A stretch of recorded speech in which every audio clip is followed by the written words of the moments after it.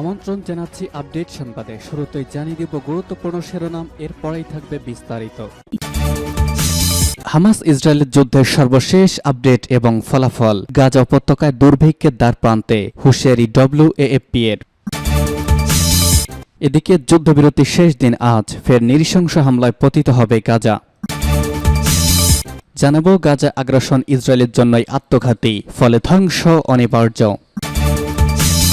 এদিকে পাকিস্তানে উত্তর পশ্চিমাঞ্চলে সামরিক বহরের ওপর আত্মঘাতী বোমা হামলা। রাশিয়ানকে মুক্তি হামাসের, ছাড় পেতে পারেন আমেরিকানও। এদিকে সিরিয়ায় সরকারি বাহিনীর বোমা হামলায় নিহত 9 বেসামরিক। জানাবো গাজা যুদ্ধে ব্যর্থতার জের, যুদ্ধবাজ নেতানিয়াহুর বিরুদ্ধে তেল আবিবের লাখো মানুষের বিক্ষোভ, পদত্যাগ দাবি। এবং সর্বশেষ জানাবো চীন মিয়ানমার সীমান্ত ক্রসিং দখল করল বিদ্রোহীরা। শুনছিলেন সংবাদ শিরোনাম, এখন বিস্তারিত। তার আগে অনুরোধ থাকবে ভিডিওতে একটি লাইক দিন এবং কমেন্টস করে জানিয়ে দিন কোন জেলা থেকে বা কোথা থেকে আমাদের সঙ্গে যুক্ত রয়েছেন। গাজা উপত্যকা দুর্ভিক্ষের দ্বারপ্রান্তে, হুঁশিয়ারি ডব্লিউএএফপি এর। টানা 1.5 মাসের বেশি সময় ধরে ইসরায়েলের অবিরাম বর্ষণ, বর্বর হামলা প্রত্যক্ষ করেছে ফিলিস্তিনের অবরুদ্ধ গাজা ভূখণ্ড। বর্তমানে সেখানে 4 দিনের সাময়িক যুদ্ধবিরতি চললেও ইসরায়েল বলেছে যুদ্ধবিরতি শেষ হওয়া মাত্রই তারা আবারও গাজায় হামলা চালানো শুরু করবে। এই পরিস্থিতিতে গাজায় দুর্ভিক্ষের বিষয়ে সতর্ক করেছেন জাতিসংঘের বিশ্ব খাদ্য কর্মসূচির প্রধান সিন্টি ম্যাককেইন। এমনকি গাজা উপত্যকা দুর্ভিক্ষের দ্বারপ্রান্তে রয়েছে বলে মন্তব্য করেছেন তিনি এমন এক সময় এই মন্তব্য করলেন যখন গাজায় 4 দিনের যুদ্ধবিরতির অবসান ঘনিয়েছে। আজ সোমবার এই তথ্য জানিয়েছে সংবাদ মাধ্যম আল জাজিরা। সংবাদ মাধ্যমটি বলেছে মার্কিন টেলিভিশন চ্যানেল সিবিএস এর সঙ্গে এক সাক্ষাৎকারে জাতিসংঘের বিশ্ব খাদ্য কর্মসূচির পরিচালক সিন্টি ম্যাককেইন গাজায় দুর্ভিক্ষের বিষয়ে সতর্ক বা হুঁশিয়ারি উচ্চারণ করেছেন। তিনি সতর্ক করে দিয়ে বলেছেন গাজা দুর্ভিক্ষের দ্বারপ্রান্তে রয়েছে এবং অবরুদ্ধ অঞ্চলে আরও সাহায্যের প্রয়োজন। যুক্তরাষ্ট্রের প্রয়াত রিপাবলিকান সিনেটর এবং সাবেক প্রেসিডেন্ট পদপ্রার্থী জন ম্যাককেইনের বিধবা স্যান্টি ম্যাককেইন আরও বলেছেন এই অঞ্চলে শিশুদের মধ্যে অপুষ্টি প্রায় 30% বৃদ্ধি পেতে পারে। যুদ্ধবিরতির শেষ দিন আজ, ফের নৃশংস হামলায় পতিত হবে গাজা। আজ সোমবার ফিলিস্তিনের গাজায় চলছে যুদ্ধবিরতির 4র্থ দিন। চুক্তি অনুযায়ী গাজায় এই 4 দিন ধরে ইসরায়েলি অভিযান বন্ধ রয়েছে। ইসরায়েলি ও ফিলিস্তিনি বন্দীদের মুক্তির মধ্যস্থতায় করা যুদ্ধবিরতির পর সেখানে কি হতে যাচ্ছে তা নিয়ে প্রশ্ন এখন সবার। আবারও কি যুদ্ধ শুরু হবে, নাকি যুদ্ধবিরতি আবারও দীর্ঘ হবে? আসবে কি কোনো সমাধানের পথ? এসবের প্রশ্ন উত্তর খুঁজেছেন নিউ ইয়র্ক টাইমস এবং বিবিসির সাংবাদিকরা জানিয়েছেন এক কথা, এটি অনেকটা নির্ভর করছে হামাস কতজন জিম্মিকে মুক্তি দেবে তার উপরে। তবে ইসরায়েলি বিশেষজ্ঞরা মনে করেছেন বন্দী বিনিময় শেষ হলে গাজায় শহরের নিয়ন্ত্রণ জন্য যুদ্ধে আবারও শুরু হবে। এটা আরও 1 সপ্তাহ থেকে 10 গুণ পর্যন্ত স্থায়ী হতে পারে। আর ইসরায়েল সামরিক বাহিনী যদি দক্ষিণ গাজার উপত্যকার দিকে নজর দেয় তখন কি ঘটবে, যেমনটি জোরালো ইঙ্গিত দিয়েছিলেন দেশটির প্রধানমন্ত্রী বেনিয়ামিন নেতানিয়াহু। তিনি বলেছেন হামাস যেখানে থাকুক না কেন তাদের ধ্বংস করার অঙ্গীকার করেছে ইসরায়েল। গাজায় আগ্রাসন ইসরায়েলের জন্যই আত্মঘাতী। 2023 সালে ইসরায়েল তার জন্মের 75তম বার্ষিকী পালন করেছে। 2028 সালে দেশটির প্রতিষ্ঠার 80 বছর পূর্ণ হবে। এরই মধ্যে ইসরায়েল ফিলিস্তিনি স্বাধীনতাকামী সংগঠন হামাসের নজিরবিহীন হামলা এবং প্রতিশোধ হিসেবে ইসরায়েলের আগ্রাসন ইসরায়েলিদেরকেই ভাবিয়ে তুলেছে। তাদের উদ্বেগের বিষয় হচ্ছে ইসরায়েল শেষ পর্যন্ত অভিশপ্ত 80 বছর পূর্ণ করতে পারবে কিনা।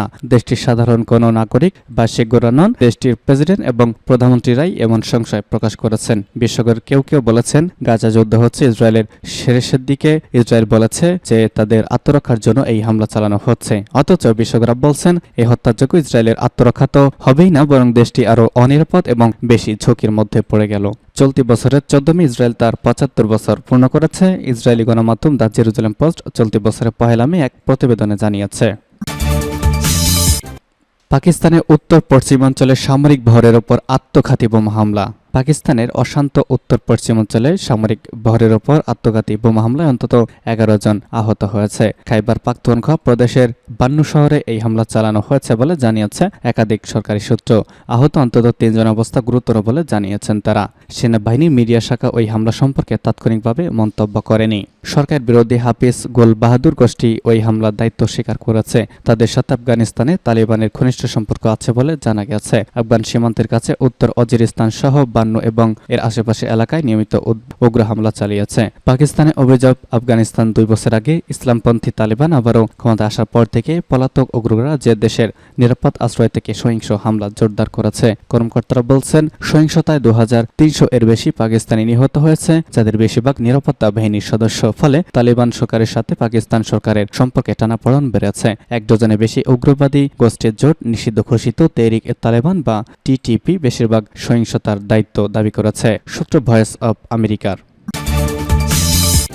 রাশিয়ানকে মুক্তি হামাসের, ছাড়া পেতে পারেন আমেরিকানরাও। ইসরায়েলের সঙ্গে 4 দিনের যুদ্ধবিরতি গতকাল তৃতীয় দিনে এক রাশিয়ানকে মুক্তির ঘোষণা দিয়েছে ফিলিস্তিনি সশস্ত্র গোষ্ঠী হামাস। তারা তাদের ওয়েবসাইটে জানিয়েছে, রুশ প্রেসিডেন্ট ভ্লাদিমির পুতিনের প্রচেষ্টা এবং ফিলিস্তিনের পক্ষে রাশিয়ার অবস্থানের কৃতজ্ঞতা স্বরূপ রাশিয়ান পাসপোর্টধারী এক ব্যক্তিকে মুক্তি দিয়েছে তারা। গতকাল ঘোষণা দিয়েছে হামাস। অপরদিকে যুক্তরাষ্ট্রের সংবাদ মাধ্যম CNN জানিয়েছে, তৃতীয় দিনে এক মার্কিন নাগরিককে মুক্তি দিয়েছে হামাস। গত শুক্রবার থেকে হামাস ও ইসরায়েলের 4 দিনের যুদ্ধবিরতি হয়েছে। যুদ্ধবিরতি চুক্তি অনুযায়ী গতকাল তৃতীয় দিনে আরও 13 ইসরায়েলকে জিম্মি দিয়ে হামাস দিয়েছে। তাদের মধ্যে একজন আমেরিকান রয়েছেন। শেষ পর্যন্ত যদি হামাস আমেরিকানদের মুক্তি দেয়, যুদ্ধবিরতির মধ্যে এবারই প্রথমবার কোনো মার্কিনী ফিলিস্তিনি সশস্ত্র গোষ্ঠীর কাছ থেকে ছাড়া পেলেন। সিরিয়ায় সরকারি বাহিনীর বোমা হামলায় নিহত বেসামরিক। সিরিয়ার ইদলিব প্রদেশে সরকারি বাহিনীর বোমাবর্ষণে অন্তত 9 জন বেসামরিক মানুষ নিহত হয়েছে। একমাত্র ইদলিব প্রদেশেই এখনও পর্যন্ত বিদ্রোহীরা তাদের শেষ অবস্থান ধরে রাখতে পেরেছে।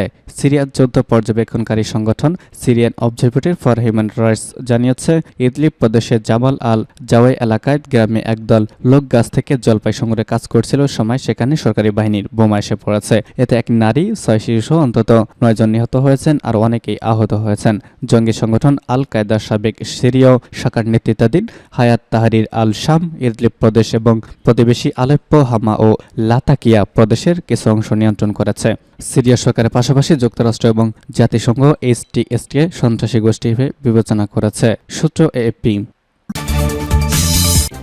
যুদ্ধবাজ নেতানিয়াহুর বিরুদ্ধে তেল আবিবে লাখো মানুষের বিক্ষোভ, পদত্যাগ দাবি। ইহুদিবাদী ইসরায়েলের যুদ্ধবাজ প্রধানমন্ত্রী বেনিয়ামিন নেতানিয়াহুর বিরুদ্ধে ক্ষোভ প্রকাশের জন্য হাজার হাজার মানুষ তেল আবিবে সভা সমাবেশ ও মিছিল করেছেন। যেসব লক্ষ্য অর্জনের কথা বলে ফিলিস্তিনের গাজা উপত্যকায় নেতানিয়াহু বর্বর আগ্রাসন চালিয়েছেন, তার কোনোটি অর্জিত না হওয়ায় এসব ইসরায়েলি নেতানিয়াহুর উপর ব্যাপকভাবে ক্ষুব্ধ হয়েছে। এছাড়া গাজা স্থল অভিযানের নামে কয়েক সপ্তাহ ধরে প্রচেষ্টার পরেও ফিলিস্তিনি প্রতিরোধ যোদ্ধাদের হাতে আটক ইসরায়েলি বন্দীদের মুক্ত না করতে পারার ব্যর্থতাকেও ইসরায়েলিরা বড় করে দেখেছেন। তেল আবিবে অন্তত 1 লাখ মানুষ নেতানিয়াহুর বিরুদ্ধে বিক্ষোভ সমাবেশে অংশ নিয়েছেন। সমাবেশে অংশ নেওয়া লোকজনের মধ্যে ছিলেন হামাসের অভিযানে ক্ষতিগ্রস্ত পরিবারের সদস্যরা, তাদের বন্ধুবান্ধব ও আত্মীয় স্বজন। এর পাশাপাশি ব্যাপক সংখ্যায় সাধারণ ইসরায়েলিরাও বিক্ষোভে অংশ নিয়েছেন। বিক্ষোভে অংশ নেওয়া লোকজনে অনেকেই তাদের বন্দী আত্মীয় স্বজনের নামে টি-শার্ট প্রিন্ট করে সেগুলো গায়ে দিয়ে বিক্ষোভ করেছেন। বিক্ষোভকারীরা নেতানিয়াহুর ব্যক্তিগত বাসভবনের সামনে জড়ো হয়ে তার পদত্যাগ দাবি করেছেন এবং গাজা উপত্যকা ইসরায়েলের আগ্রাসনের জবাব হিসেবে হামাস যে হামলা চালিয়েছে তার জন্য তাকে দায়ী করেছেন। সূত্র জানাচ্ছে পার্স টুডে। এবং সর্বশেষ জানিয়ে দেব, চীন মিয়ানমার সীমান্ত ক্রসিং দখল করল বিদ্রোহীরা। চীন মিয়ানমার একটি গুরুত্বপূর্ণ সীমান্ত ক্রসিং দখল করেছে। মিয়ানমার একটি জাতিগত সংখ্যালঘু সশস্ত্র গোষ্ঠী। সকালে দুই দেশের প্রধান বাণিজ্যিক রুট মুসাই জেলার বংকু এলাকার ক্রসিংটি দখলে নিয়েছে তারা। তারপর সেখানে গোষ্ঠীটির পতাকা উত্তোলন করা হয়েছে। বিদ্রোহী গোষ্ঠীগুলো বরাত দিয়ে মিয়ানমারের স্থায়ী একটি গণমাধ্যম জানিয়েছে, Myanmar National Democratic Alliance Army Kyin San Kyawt সীমান্ত গেট দখল করেছে। MNDAA এদিন সকালে মুসাই জেলার মংকু এলাকায় একটি বাণিজ্যিক গেট দখল করার কথা জানিয়েছে। সংবাদ মাধ্যমটি বলেছে, গত শুক্রবার আক্রমণ শুরুর পর আরাকান আর্মি এবং তায়াং ন্যাশনাল লিবারেশন আর্মি সদস্য সহ জোটটি সীমান্তের অন্য অংশে অবস্থান নিয়েছে।